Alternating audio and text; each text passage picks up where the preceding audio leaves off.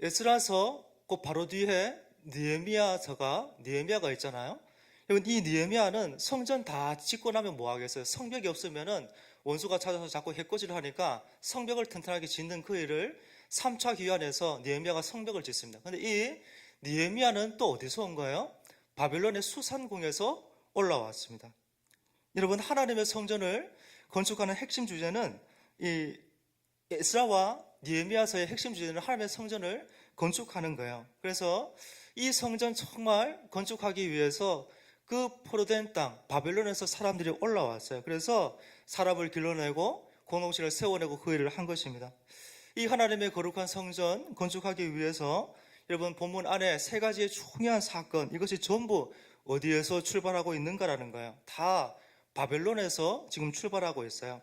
사람을 기르는 이렇게 어떤 면에서 가장 핵심이라 할 수 있는 가장 중요한 일을 하기 위해서 바벨론에서 5만 명의 사람들이 올라오고, 또 에스라가 올라오고, 또 느헤미야가 그 뒤에 있는 일이지만 또 느헤미야가 바벨론 수산에서 올라오는 것입니다. 우리가 구약 성경 이렇게 바라볼 때 때로 참 마음 아프게 예루살렘 성전이 이렇게 무너지고 나라가 망했어요. 70년이나 바벨론의 포로로 끌려가서 말할 수 없는 고통을 다 겪으면서 어려움 겪었어요.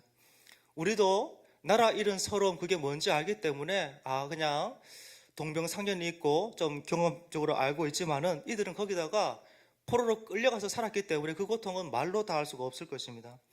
그러나 우리가 눈으로 이렇게 바라볼 때는 정말 이렇게 실패 같고 하나님이 이스라엘을 심판하시고 그냥 저주해서 다 끝나버린 것 같은 그런 모양 형국이지만은 참 놀랍게도 여러분, 정말 성전이 회복되고 백성이 회복되고 성벽이 세워지는 이 모든 일에 그 과정이 어디에서 지금 시작되고 있는 거예요? 바벨론에서 그 시작이 되고 있는 거예요. 하나님의 백성을 정말 준비시키고 훈련시켜서 이스라엘을 다시 회복하는 그 모판처럼 바벨론 땅이 세워지고 있는 것입니다. 오늘 교회들이 자꾸 많이 이렇게 약해지니까 어떤 분들은 너무 좀 심하게 교회 향해서 바라보면서 참 이제 뭐 안 된다고 해도 안 될 것이라고 정말 너무 무책임한 말을 막 뱉어내는 그런 거 들을 때 마음이 상해요. 한편으로 너무하나 하면서도 한편으로 그분들 그렇게 말씀하시는 분들 마음 이해가 되고 사랑하는 마음이 많기 때문에 그렇게 말씀하지 않을까 그런 생각을 해요. 그러나 여러분, 그런 중에도 이렇게 참 마음 아픈 중에도 하나님의 마음, 아버지의 마음의 본심이 뭡니까? 하나님께서 이스라엘의 그 죄를 참고 또 참고 참으시다가 마침내 매를 드셔가지고 나라 잃게 하시고 성전 다 무너지게 하시고 바벨론에 70년간 포로 생활 다 하게 하셨지만은, 그러나 그런 중에도 하나님은 그 백성을 포기하거나 잊으시는 하나님이 아니에요.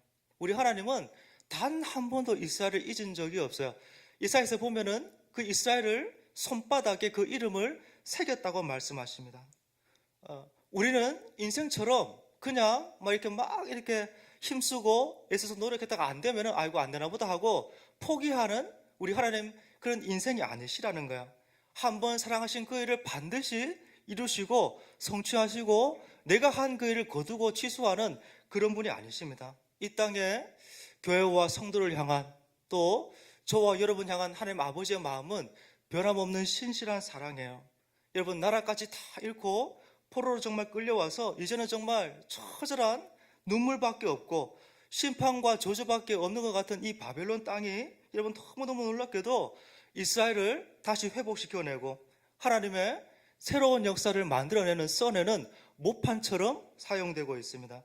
사람이 정말 준비되고 훈련되고, 그래서 그들이 그 준비된 사람들이 올라와서 예루살렘을 다시 살려내고 있는 거예요. 우리 주변에 저와 여러분을 낙심시키는 그런 일들이 많이 있잖아요. 그래서 성도가 정말 믿음으로 살려고 할 때 사탄마귀가 잘 알고 와서 다차원적으로 참 많이 공격하고 어렵게 하고 여러분들이 믿음을 못 쓰도록 자꾸 낙심시킵니다. 또 뿐만 아니라 교회를 향해서도 참 많은 어떤 비난들, 저주들, 어려움들, 어떤 조소들 있는 것이 사실이기도 해요. 여러분, 그렇지만 그런 중에도 정말 하나님을 사랑하고 또 하나님의 정말 일하실 것들을 정말 기대하고 믿는 사람들, 그들에 대해서 우리 하나님은 절대로 그 마음의 소원과 기대를 꺾어버리는 그런 하나님이 아니세요. 그래서 정말 낙심하지 않고 우리가 정말 그분을 기다리는 마음의 소원 다 채워주시고 충족시켜 주실 것 정말 믿고 절대로 낙심하지 않고 시대 정신 따라서 남들 다 그러니까 심지어 교회 안에서도 그냥 부정적인 어떤 뭐랄까요 참 그런 믿음 없는 얘기 막 뱉어낼 때마다 절대 그런 풍조에 시대 정신에 따라가지 않고 마음을 잘 세우고 눈을 잘 지켜내면서 하나님과 함께 동행하면서 비전 따라가는 것이 너무나 중요한 시점입니다. 이번 하나님 아버지의 마음이 얼마나 달라요. 잘 아시는 것처럼 하나님께서 예루살렘 성전 다 이렇게 무너뜨리시고 이스라엘을 포로로 다 잡혀가게 하시면서도 예레미야 선지자에게 무슨 말씀하고 계세요? 여호와의 말씀이니라 너를 향한 나의 생각을 내가 아나니 평안이요 재앙이 아니니라 너에게 미래와 희망을 주는 것이다 말씀해요. 당시에 이 예레미야가 예언할 때는 하나님의 진노를 받아서 나라 다 무너지고 성전 거의 다 그냥 회파되는 그런 진행 중에 있는 상황이에요. 나라 망하고 다 빼앗겼어요. 다 무너졌어요. 이걸 다 보고 있는데도 하나님이 말씀하시는 거예요. 너희가 나라 완전히 다 뺏길 것이고 성전 다 무너지고 이방에 종으로 끌려가서 살 것이다. 그러나 그런 중에도 너희를 향한 나의 생각은 재앙이나 멸망이나 부정적인 것이 아니고 너희 인생의 미래에 장차 미래의 소망과 희망을 주는 것이다 말씀하시고 말씀하신 그대로 하나님이 그들에게 일하세요. 성도인 여러분과 저는 정말 이 시대에 하나님 때문에 살아있는 산 소망이 뭔지 아는, 그래서 정말 건강하게 바르게 믿음의 싸움을 할 수 아는 유일한 사람들입니다. 냉소, 비난, 좌절 이런 것이 가득한 정말 이런 땅에서 하나님으로 인한 살아있는 소망과 기대 가져올 수 있는 사람들이 저와 여러분밖에 정말 없는 거 알고 믿음으로 여러분 어렵지만 정말 기도하고 정말 하나님 사랑하면서 믿음의 길을 올곧게 가는 것이 너무 중요한 지금의 시점이에요. 여러분, 하나님께서 사람을 정말 길러내시고 공동체 이렇게 세워내기 위해서 하시는 그 일이 에스라를 이렇게 보내는 것인데, 여러분 이 본문의 에스라 어떤 사람이에요?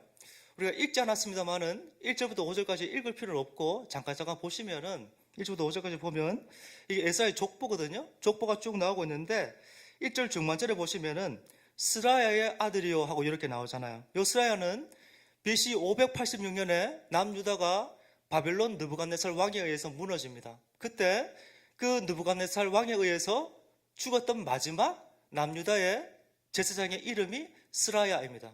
근데 지금 표현이 스라야의 아들 이렇게 되어 있으니까 이게 지금 조금 이상하잖아요. 왜냐하면 시간 차이가 130년이나 나기 때문에 이거는 스라야의 아들이 아니고 이 에스라가 이 대제사장의 후손이다. 그거를 강조해서 말하고 싶은 거죠. 2절도 보시면은 사독이 나와요. 이 사독은 다윗과 솔로몬 시대의 대제사장이고, 또 5절도 보면은 여러분 잘 아시는 비나스 나오죠. 하나님의 영광에 불이 붙어 있는 사람입니다. 그래서 아버지 마음을 정말 시원케 했었던 그 비나스, 그리고 마지막에 보면은 마지막에 아론까지 나와요.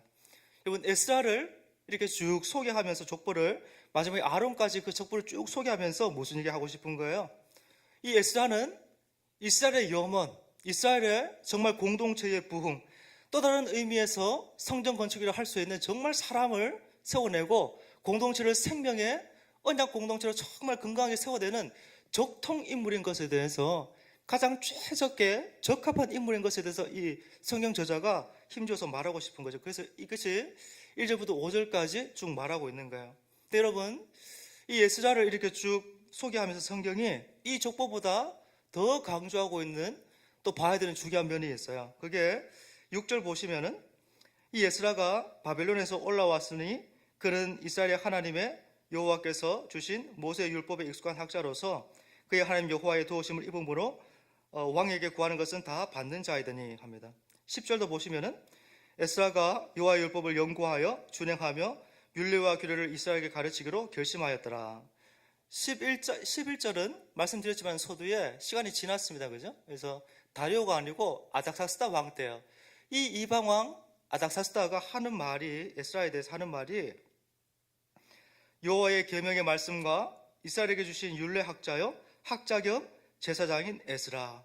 그러니까 여러분 이방 왕조차도 그를 바라보는데 하는 말이 율례 학자고 학자 겸 제사장 에스라예요. 그리고 12절도 보십시오. 모든 왕의 왕 아닥사스다는 하늘의 하나님의 율법의 완전한 학자 겸 제사장 에스라에게, 이렇게 지금 성경 저자가 이렇게 기록을 하고 있습니다. 이번 지금 다 읽지 않았습니다만은 지금 이 본문이 에스라에 대해서 뭐에 초점을 맞추고 싶어 하는 것 같아요? 이 에스라는 율법에 익숙하고 율법의 학자고 율법에 완전하다. 그래서 에스라를 말씀에 연결시켜서 말하고 싶은 거죠. 여러분, 이것은 오늘 본문의 핵심 주제라 할 수 있습니다. 우리 중에 어느 누구도 사람을 기르는 일이 제일 중요하다, 이 주제에 대해서 그렇지 않다 말할 분은 단 한 분도 없고, 사람 기르는 것이 제일 중요하다 다 동의하실 거예요. 정말 우리 시대 최고의 어떤 요청, 필요, 사람 기르는 것이고, 그 길러진 사람과 함께 정말 생명의 건강한 성령의 공동체 세워내는 것 가장 중요한 부름이고 이유입니다. 여러분, 그러면 어떻게 하면 사람을 잘 기를 수 있습니까? 하나님이 사람을 정말 길러내고 언약 공동체를 정말 건강하게 튼실하게 세워내기 위해서 에스라라고 하는 한 인물, 그 사람을 이렇게 불러 올렸는데, 그 에스라는 어떤 사람이에요? 여러분, 그는 하나님 말씀에 탁월한 사람이에요. 하나님 말씀에 익숙하고 그 말씀에 전적으로 헌신되어져 있고, 하나님 말씀에 완전해서 그 또 말씀을 많이 연구하는 학자라고 그 에스라를 소개하고 있습니다. 여러분, 성경이 여러분과 저에게 제시하는 사람을 길러내는 그 방법이 뭡니까? 다 아시지만은 사람 기르는 방법은 말씀이에요. 여러분, 말씀은 사람의 변화와 자람에 있어서 결정적인 핵심이라 할 수 있습니다. 이렇게 너무 많은 부분들이 전방위적으로 다 무너져 있는 우리 사회며 이 땅의 교회들 안에 많은 부분들을 바라보면서 정말 가장 필요한 말씀의 부흥, 너무 절실하게 여러분 필요합니다. 여러분, 하나님 말씀은 사람의 혼과 영과 관절과 골수를 찔러 쪼갭니다. 여러분, 무슨 수로 혼과 영을 구분해서 찔러 쪼갭니까? 최첨단 과학으로도 그런 일은 못해요. 관절과 골수까지 찔러 쪼갠다 말씀하거든요. 근데 이 말씀은 그렇기 때문에 이 말씀은 사람의 중심을 완전히 변화시키는 참되고 바른 능력이라 할 수 있습니다. 그렇기 때문에 사람을 길러낸다 할 때 가장 중요한 것은 말씀에 헌신된 사람이 일어나는 거예요. 오늘 시대는 제품을 공장에서 대량으로 막 찍어내는, 눈 깜짝할 사이에 막 초스피드로 막 대량의 물건을 막 찍어내는 그런 세상을 삽니다. 그러니까 이런 시대를 살아가니까 사람들이 사람을 길러내는 것이 뭔지 잘 모르는 것 같아요. 그리고 많은 사람들이 사람을 길러낼 때 좋은 학교에 보내면 사람을 잘 기르는 것처럼 생각해요. 그래서 석사하고 박사하면 인물 될 것처럼 생각합니다. 여러분, 그렇지 않잖아요. 그런 식으로 여러분 사람이 길러집니까?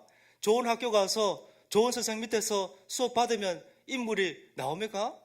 언제 한번 제가 이렇게 길을 지났는데, 오래됐어요. 길을 지났는데 뭐 간판인지 현수막인지 모르겠는데 분명히 봤어요. 리더십 12주 완성. 또렷하게 기억해요. 여러분, 도대체 리더십이 뭐길래 12주에 완성합니까? 모서는 80년 다 돼서 일을 했는데. 세상이 그렇게 어리석고 리더십이 사람이 그렇게 길러지는 게 아니잖아요. 여러분, 사람을 기르는 하나밖에 없는 그 길은 도제입니다. 도제. 말씀에 헌신된 사람이 사람을 길러야 사람이 길러집니다. 공장에 제품을 그냥 막 찍어내는 것처럼 그냥 유명한 학교, 큰 학교, 좋은 선생님 큰 강의실 가서 좋은 강의, 양질 강의를 다 듣고 기말고사 A를 맞으면 사람이 길러지는 게 아니에요. 이건 도대처럼 말씀에 붙들린 그 사람이 자기를 붙들렸던 그 말씀을 붙들고 사람을 가르치고 길러야 사람이 길러지는 거예요. 여러분, 많은 사람들이 다음 세대 길러야 된다고 걱정이라고 다 얘기하고, 이거는 뭐 다 모두가 하는 얘기예요. 그래서 이것도 필요하고 저것도 필요하고 뭐 돈도 필요하고 시스템도 필요하고 다 필요하고 다 맞는 얘기고 틀린 얘기가 하나 없어요. 그러나 사람을 길러내는 가장 중요한 것은 말씀에 헌신된 사람이 사람을 길러야 사람이 길러집니다. 말씀에 헌신된 사람 하나 없이 사람 기르는 거, 그거는 불가능해요. 저는 이런 면에서 오늘 성교의 모든 성도님들이 말씀에 헌신된 삶으로 나오기를 다시 한번 요청하고 촉구합니다. 여러분, 교회는 그냥 인간적인 사람들의 모임이 아니에요. 교회는 말씀 위에 서서 하나님 말씀에 생명을 걸고 말씀에 복종하고 정말 순종하고 하나님 말씀이 가르치는 것을 따라서 가치관을 형성하고 그 형성된 가치관을 따라서 사람과 사물을 세상을 보는 공동체가 교회입니다. 여러분, 교회를 건강하게 세우는 길은 말씀밖에 없습니다. 말씀 위에 서야 되고 말씀에 복종하고 순종하는 사람들이 일어나야 교회가 건강하게 세워집니다. 여러분, 교회 일을 할 때 경험으로 하면 큰일 납니다. 시대가 달라졌고 사람이 달라졌기 때문에 그것도 이유지만은 다른 것보다 교회는 첫째도 말씀이고 둘째도 말씀이에요. 교회 안에서 뭐 어떤 사람도 자기 경험, 자기 생각, 자기 판단 붙들고 그렇게 행하지 않고 말씀이 이렇게, 말씀이 저렇게 하면 자기 생각, 자기 경험, 과거에 옳았거든요. 그렇지만 그 옳은 거 다 내려놓고 말씀이 하라 하는 대로 때로 모험하고 말씀 따라가는 것이 그런 공동체가 교회입니다. 얼마나 중요한 일인지 모르겠어요. 그리고 교회는 말씀의 공동체고 말씀이 그렇게 하자 하면 목숨 걸고 따라가는 것이 교회 공동체입니다. 여러분, 부탁드리는 것은 몇몇 사람에게만 이 일을 맡겨놓으면 안 돼요. 어떤 교회처럼 누구에게 그 한 분이 설교 다 하니까 그분에게 맡겨놓고 난 안 하고 그러면 안 돼요. 몇몇 사람만 할 일이라고 모두가 말씀에 헌신되어져서 뭐 담임 목사님뿐만 아니라 교육자뿐만 아니라 목자들과 교사들과 중직들과 집사님들과 다 빠지는 모든 분들이 말씀의 전무가 되고 말씀에 능한 사람 되어져서 그렇게 말씀에 헌신해야 다가올 시대의 부흥을 가져오지, 옛날처럼 몇몇 탁월한 카리스마 있는 그런 리더십에 의해서 교회가 막 세워지고 그런 시대는 끝났습니다. 여러분, 한 분 한 분이 말씀의 전무가 되어져서 말씀을 가르치고 가정에서 부모가 말씀 가르치고 그렇게 말씀에 능한 사람으로 세워지는 것이 이 시대의 부름이고, 저와 여러분이 정말 그렇게 달려가기를 정말 원해요.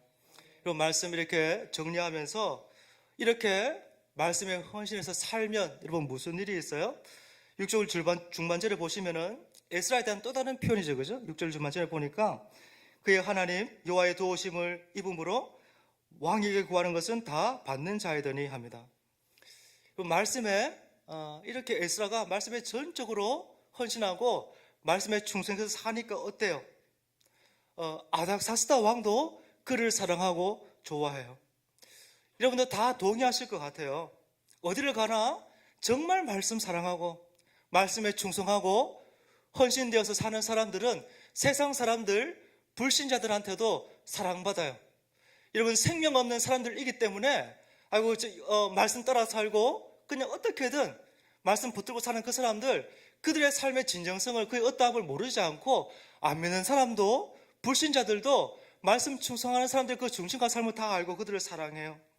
여러분, 정말 이 땅을 바르게 정말 섬기고 불신자들도 인정하고 좋아하고 존경하고 살아가는 그런 사람 길러내는 유일한 길은 말씀에 헌신하는 사람이 사람을 길러내는 것입니다.